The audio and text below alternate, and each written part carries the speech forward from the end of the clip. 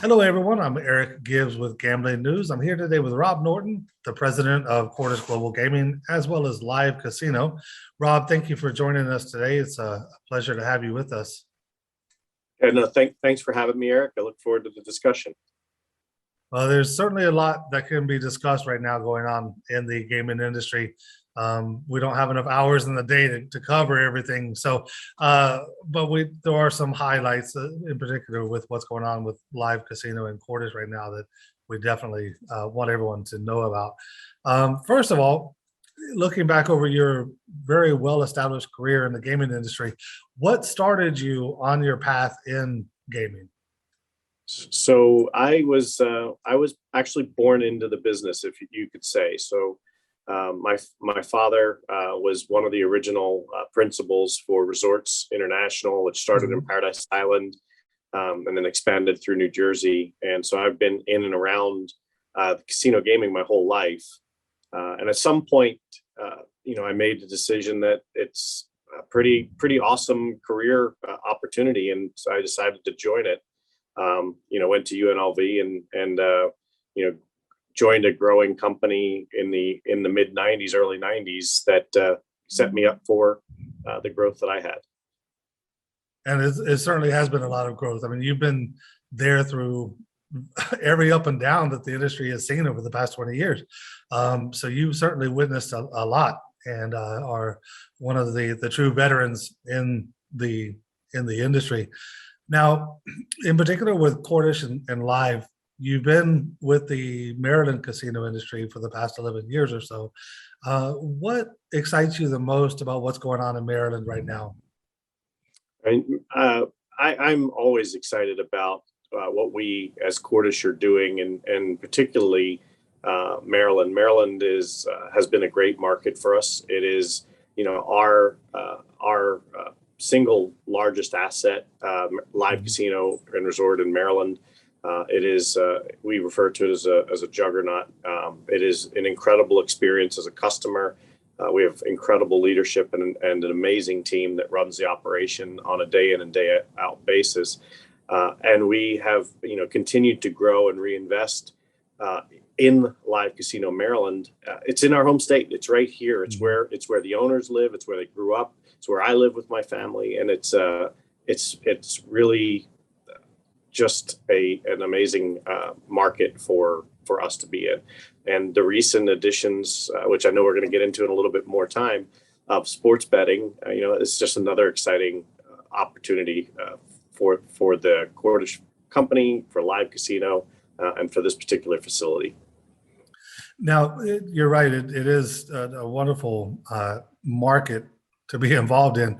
And even as others were struggling to emerge after COVID-19 in 2020, Maryland casinos hit the ground running. As soon as the lockdowns ended, gamblers were out en masse.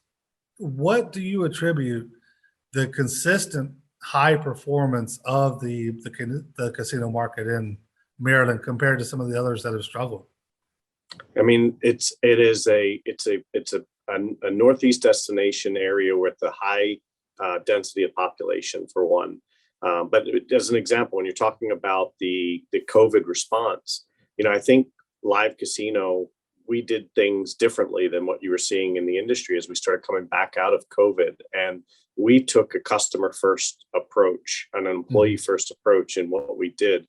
And we created programs. We eventually called it Play It Safe, but it was designed in a way to create an environment that felt exciting and fun, but also reminded people that we could do this in a safer way. And we had, we spent a lot of time and effort kind of building this plan, and we led the industry. And that a lot of what we built in that plan was actually adopted. And what we heard loud and clear from our customers and from our team members was how much they appreciated the extra steps that we went through. Give you some examples.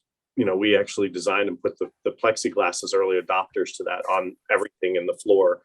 We actually restricted our casino at a particular time to just our cardholders. We didn't, because we wanted to make sure when we were dealing with social distancing and capacity restrictions that we were there and available for our cardholders. So I think it's indicative of how we, as a private company, as a family-run business, continue to do things differently than what you might find from publicly traded companies, and allows us to act and react in a more nimble and thoughtful way for what the individual markets need from us. And it obviously worked. I mean, the numbers prove how successful the implementation of the programs has been. Let's jump ahead a little bit, a lot actually. FanDuel, excuse me, coming to live casino in Hanover about a month ago. Pretty big deal. Sports betting is certainly where the action is right now. How is that relationship and the rollout of the sportsbook going at the casino? Yeah, I think it's exciting, to say the least. I mean, one thing that you start the conversation with is that you take what is one of the most exciting casino brands out there, the live casino brand, and you bring in arguably the best sports betting brand that's out there, the FanDuel brand, and you put it inside a facility that is growing nationally in the brand of Sports and Social, which is one of our branded sports bar concepts. And that marriage of the three brands coming together has created an excitement that's really difficult to match if you're not here at live casino in the Sports and Social restaurant at the FanDuel Lounge. You're going to have a hard time matching that. And what we've seen, and the response that we've seen from our customers, has been nothing short of amazing. I get texts from friends that have come in. When they first see it, they all they're sending to me is wow, you guys knocked it out of the park. And that's the combination of bringing a truly world-class developer in what we build and what we create for entertainment destinations with a world-class sportsbook operator and their in-game parlays and the things that they're able to do. That marriage has been truly exciting, and we're very, very pleased with the initial results. With that said, part of our culture is that we never kind of rest on our laurels. We are always looking for continuous improvement. So I think when you come back to this sportsbook 6 months from now, it will be different and better than even it is today, as great as it came out of the box. Sure. And I think that's part of the genes of live casino is the constant innovation and what do we do next to attract attention. And again, it's obviously a recipe that has continuously worked well for the company and for Cordish. Having said that, though, talking about how successful the live sportsbook is at the casino, mobile sports betting is coming to Maryland. Cordish has already rolled out his PlayLive on gaming platform in Pennsylvania. So let's talk a little bit about iGaming. Let's talk a little bit about mobile and what's going on with Cordish and the approach to mobile. Will you explore a substantial rollout of online sports betting if it arrives this year in Maryland?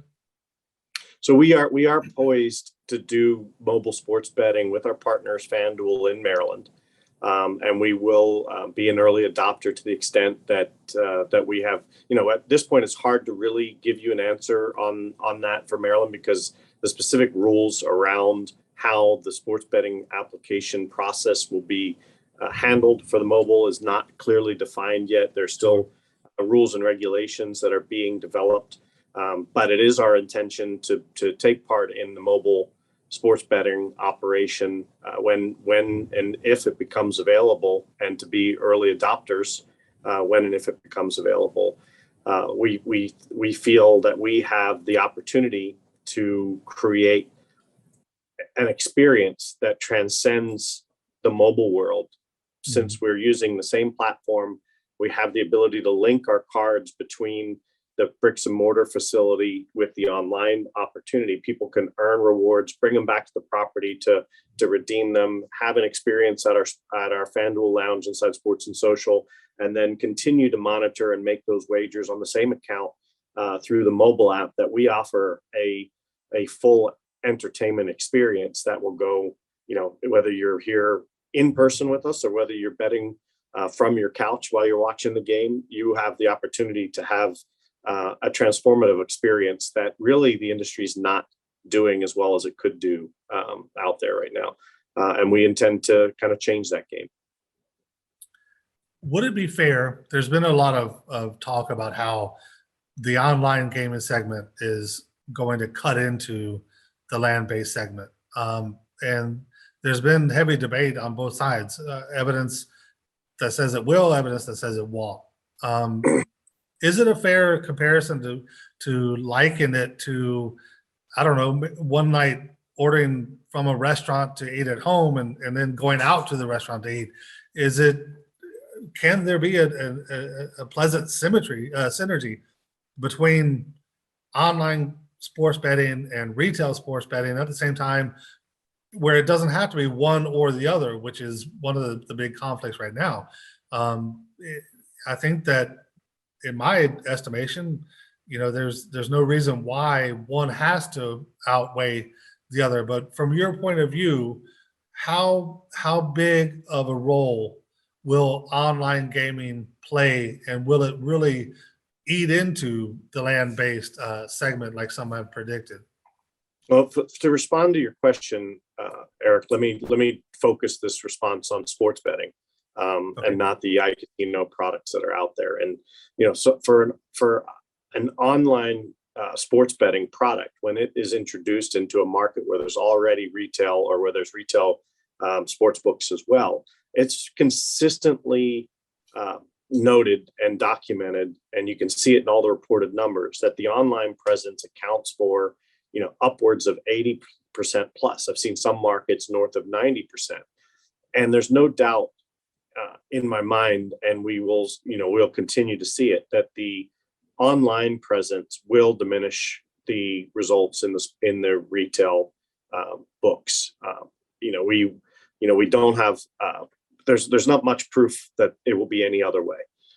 What I think that does for us as operators is that we have to think about a retail book differently. We have to think about it differently than what you might have found in a traditional Vegas book back in the day. And you have to create entertainment experiences. And so, using your own analogy back at you, if the entire experience on the restaurant that you enjoy could be purchased and delivered to your home at the same price point, you would do that every time. Why would you get out and go to the restaurant? But the fact is, you can't get the overall entertainment experience that you get by going to that favorite restaurant, and the socialization that comes with it.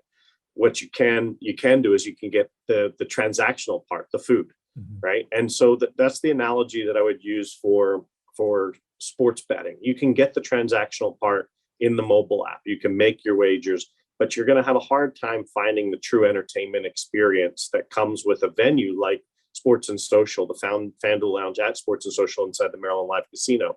Right. We are creating something that I think people will want to come back for. Will they only bet in the retail? No, I don't think so. I think they're going to bet, still they're going to make a lot of their wagers on the mobile app, but I think we will continue to see folks that will come down for that excitement, because that's part of what we build these entertainment facilities for.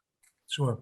And I don't doubt for a second that you're right. I mean, again, to use as weak of an example as it may be, to use the restaurant example, there are just some nights where you don't want to go out. You had a rough day at the office. You just want to get your food, stay home, crash on the couch, watch a little TV, and eat. But there are other nights where you really want to get out and experience something other than your own living room.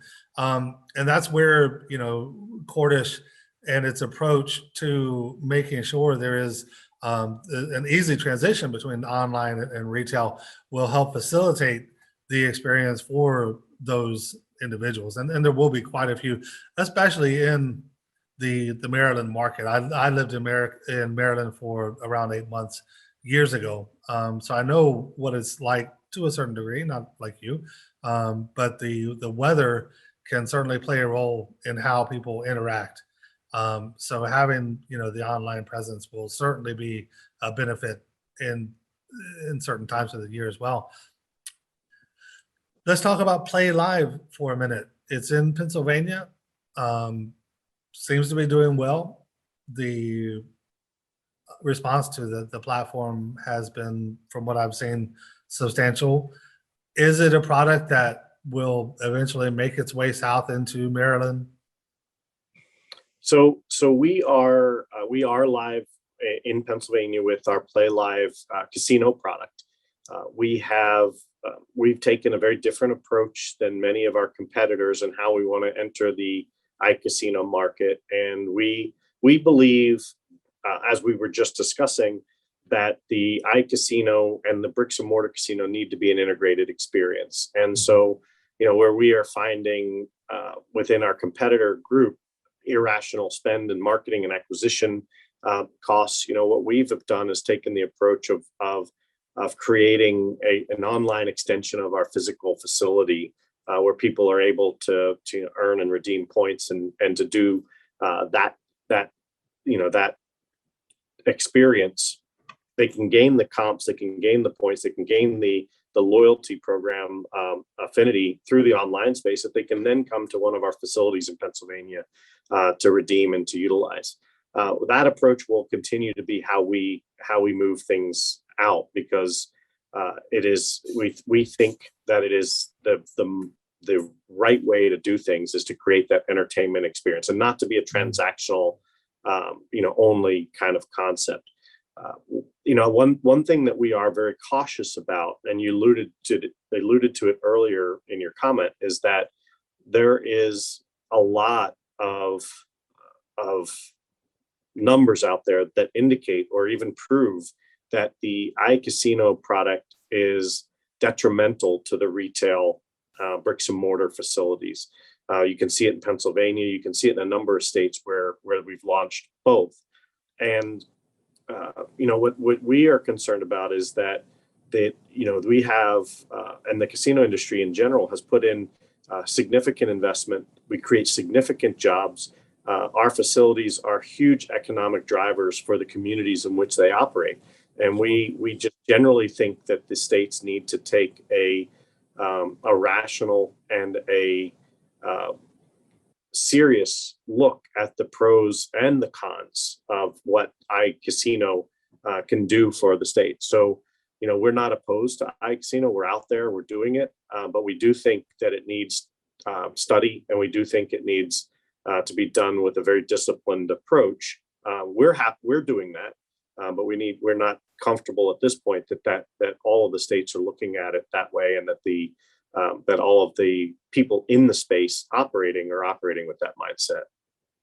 Well, I think that's pretty obvious by some of the news that has been circulating lately. When the rumor that it was going to drop its Win Interactive arm completely, which is now being refuted to a certain degree, because it was so expensive. And like you mentioned earlier, the acquisition cost has been overwhelming, and companies have been so focused on acquisition that they've really cut themselves short, and have not been able to build out their products.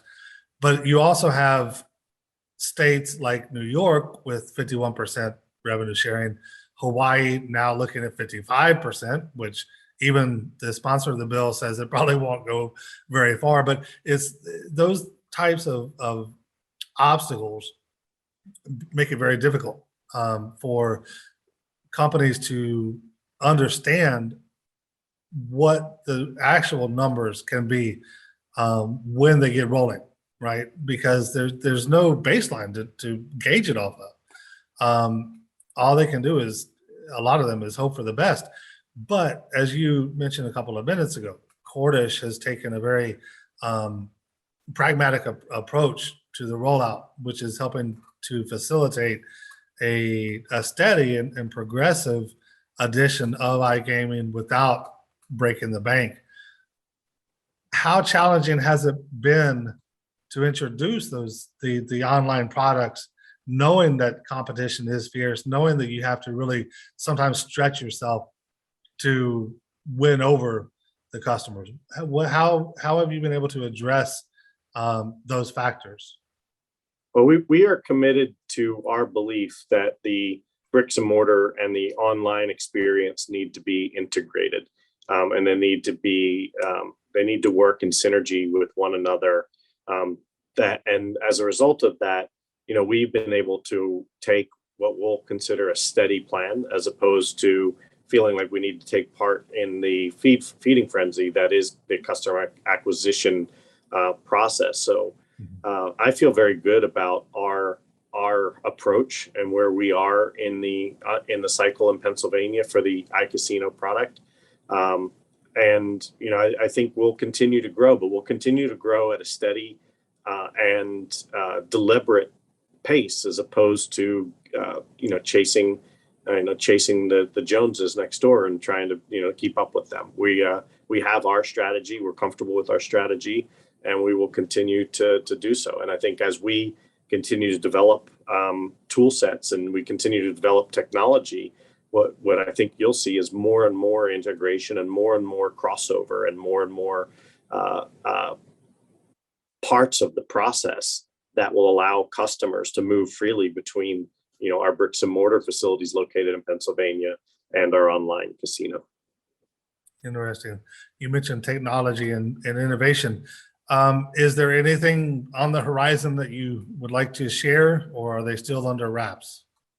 Well, I mean, we are one of the few out there that's actually already created the hooks between the two facilities, and we're working to expand those things. We're working to expand our VIP programming between the bricks and mortar and the online facility. So this is, again, it's a process, it's a journey, and it's a continuous improvement process. It's definitely on the right track from everything you said so far. This has been a really good conversation. Where do you see, in the U.S. in particular, where do you see the gaming industry 5 years from now? Well, I definitely see, my personal opinion is that there will continue to be growth towards the iGaming market. I think, I do think we'll see some additional markets look to open up traditional casinos as well. There's a lot of push right now in what I see as gray market gaming opportunities, and there's companies that are kind of flirting in these areas that are questionable regulatory wise. I think we'll see those kind of gray markets get cleaned up over some time. That the states will identify the tax opportunities and they'll start to clean up. You're starting to see that happen in different areas already. And when they start to do that, I think we will see some additional opportunities for expansion in traditional.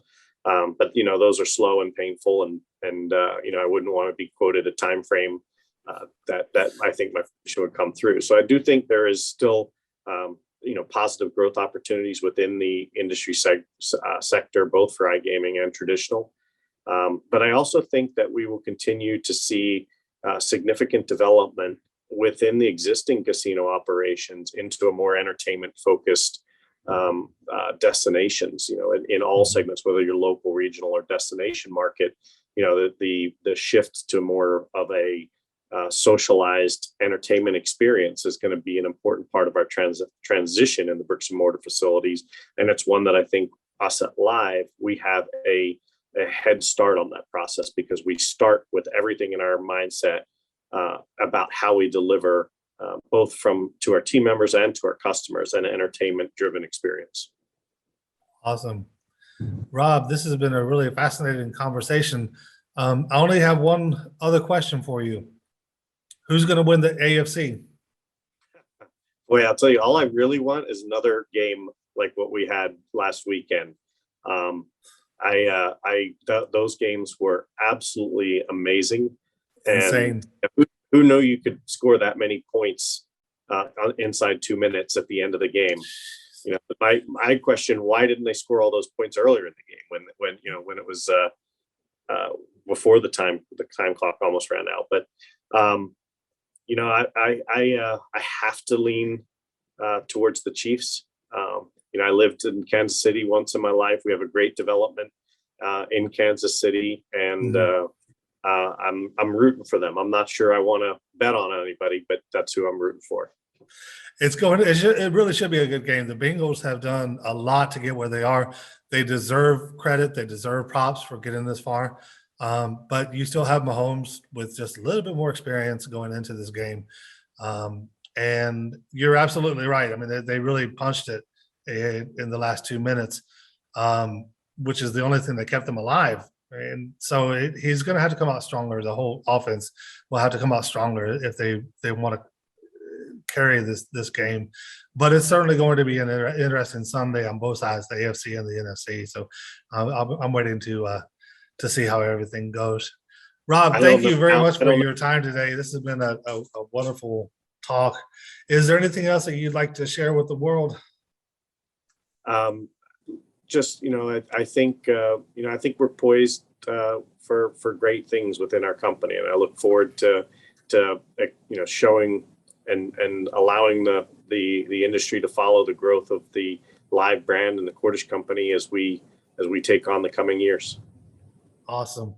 Well, we look forward to being here as we watch you grow and take over the industry. So thank you very much for your time today, Rob. It's been a pleasure. And I look forward to swinging back around with you in a few months to see how everything's developing. Sounds great. Thank you, Eric. Take care.